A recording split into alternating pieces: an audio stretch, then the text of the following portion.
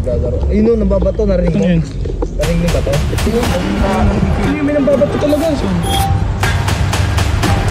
Sa isang liblib na lugar dito sa Bulacan, may abandonadong paaralan na pinamumugaran ng mga ligaw na espiritu. At makakasama ko dito si Investigador J na kayang makakita ng mga nilalang sa kabilang mundo. Pagpasok pa lang namin ay bumungad agad ang masangsang na amoy. Amoy na hindi mo may paliwanag o amoy na parang inaagnas na. At nang may biglang nakita si Investigador J,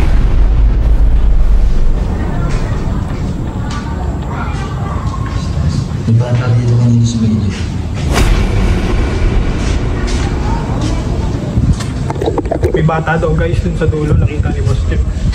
May bata siyang naaninag na nakasilip sa amin.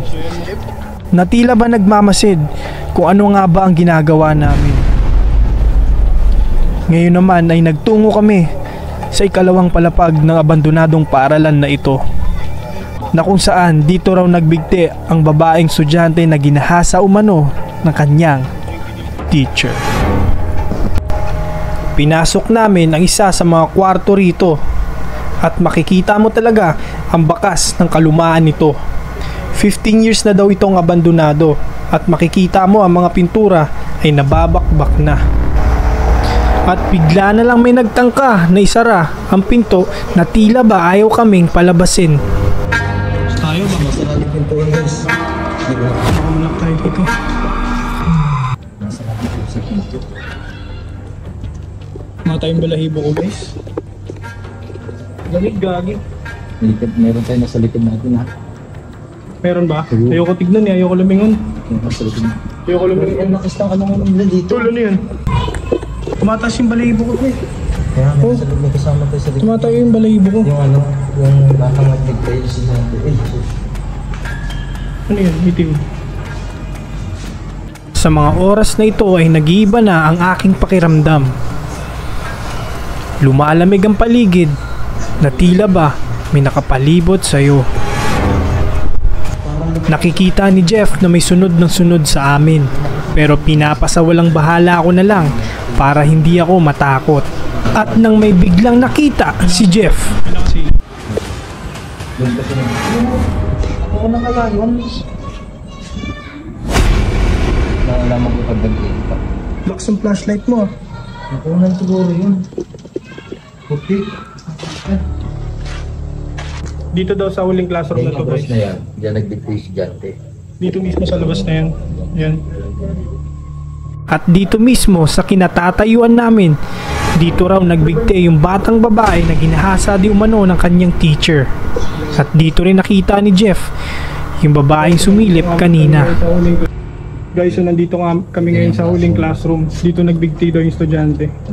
Batang estudyante. Ayan.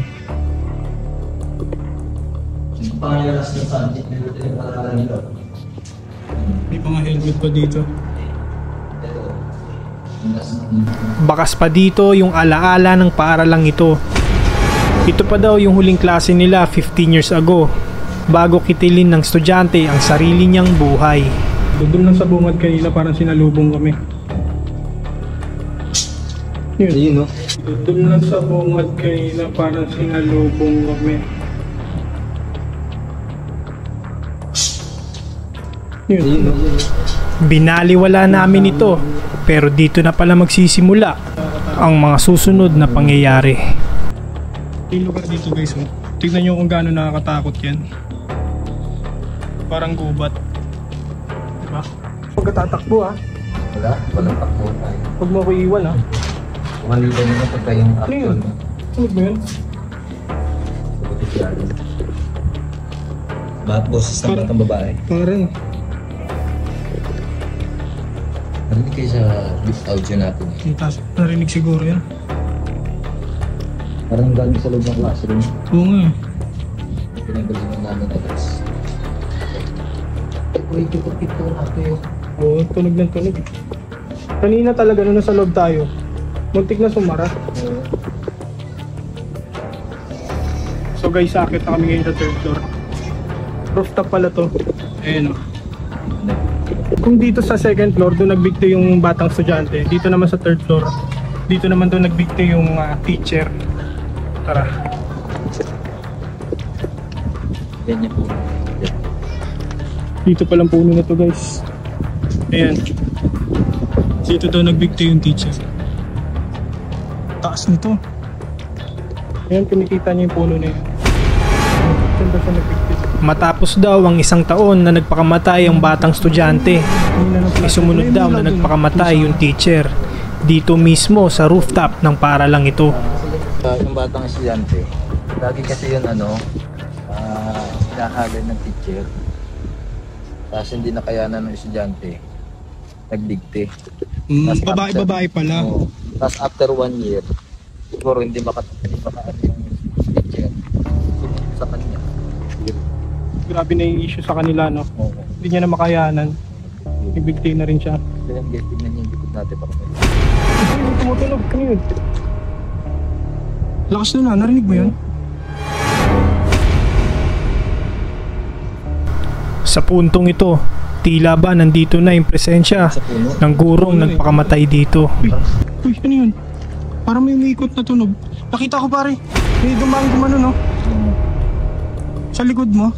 May parang anino.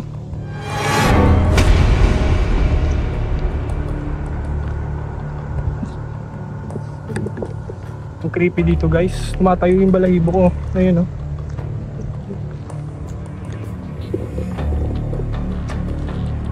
Hinihina na yung flashlight ko. May kasama daw kami naglalakad guys. Tinatayo yung mikot sa likod mo, no? Yung teacher. Tumatayo talaga balahibo ko dito guys. Sa mga oras na ito ay naguguluhan na ako. Kinakabahan ako, baka mamaya may biglang gumulat sa akin. Kasi mararamdaman mo talaga na parang may nakapalibot sa'yo. Guys, may nakatayo daw sa hagdanan. Kulay green. Oo. May nakatayo daw guys. Pero kung hindi tayo. Sumilip.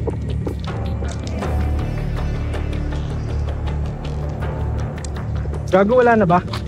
Wala na? Sure ka? Wala tayo ibang dadaanan dito.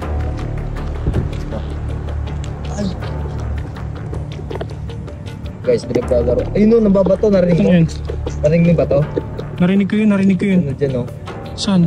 Dyan, sa mga na yan. Yan. Ang lakas nun.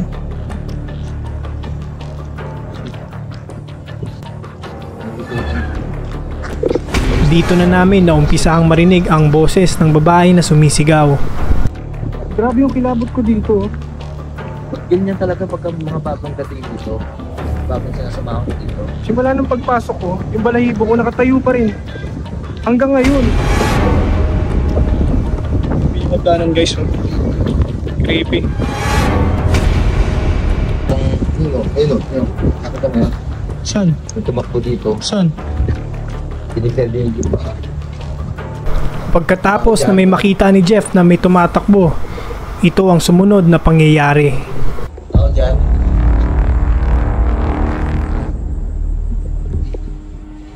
Uy, gago, naglalakad sa likod ko.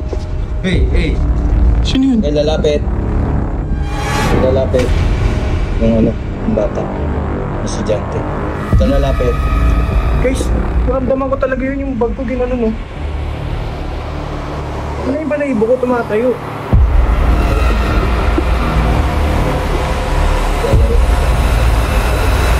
Wala ka ng bag ko guys. Tangina, ilang minutes na ba to? Ayun no. Naglalakad yun. Rinig mo? Yung bag mo.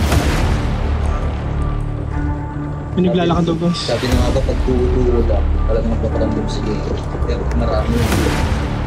Ba talaga pagkasama mo yung may third eye guys? Dito na dito. Ha? Hindi na maganda yung nararamdaman ko at sunod-sunod na yung bumabato sa amin.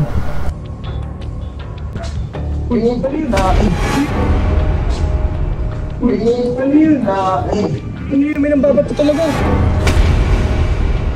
Narinig mo yun? Oo. Wala naman tayo kasama dito. Ayun. Sa taas yung bahay. Balik ka natin. Wala dito. Walang ibang tao dito guys. Walang ibang tao. Dalawa lang kami nagdugo-dugo nga kami. Ayan siya. No, kaya mo pa? Balikan natin yung kwarto. Gago, iba na pakiramdam ko. Check natin. Teka lang. Nakatakot. Oo, ano talaga sa bag ko eh. Kaya mo pa rin? Balik tayo sa dulo. Oo, kahit huwag na natin pasukin yung kwarto. Pakita lang natin sa kanila. Grabe creepy dito guys, oh. Tingnan nyo yung itsura ng labas. Ayan, oh. Sobrang dilim. Tingnan nyo guys pag wala akong flashlight, ha. Ito yung may kita nyo. Yan. Tapos ito kami. May tumutok-tok. Ano yan? Parating. Narinig namin na tila ba may umaakyat. Bilis ng ano. Ang bilis Tapos yun. ito yung nakunan ng audio namin.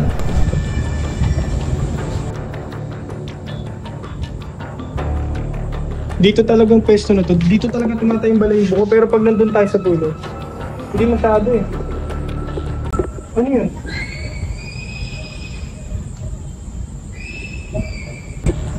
Lapit ha. Lapit dahil mag-18 minutes. Uy! Shit. Ba't Ang lakas nun. Dito doon. Sa taas galing o dito? Taas sa taas. May nambabato talaga guys. Ang tayo sa dulo. Ano yun? Grabe yun. Kitang-kita to din. Ano yun? Uy! Puting baba. Tulig mo yun, meron din dun oh. Ayokong lumingon eh. Hindi tayo makalabas. Natatakot ako dun sa sinabi mo, baka may bumulaga eh. Kaya nga. Hindi lang inaano ko, yun ang iniwasan ko yung bulaga. Kasi sa diplomat, yung naranasan ko talagang gano'n. Ano yun? Ang lakas na na. Huwag na makiat, ayoko na. Ayoko na. Sayang ko. Ang lakas na, gagi. Content yun.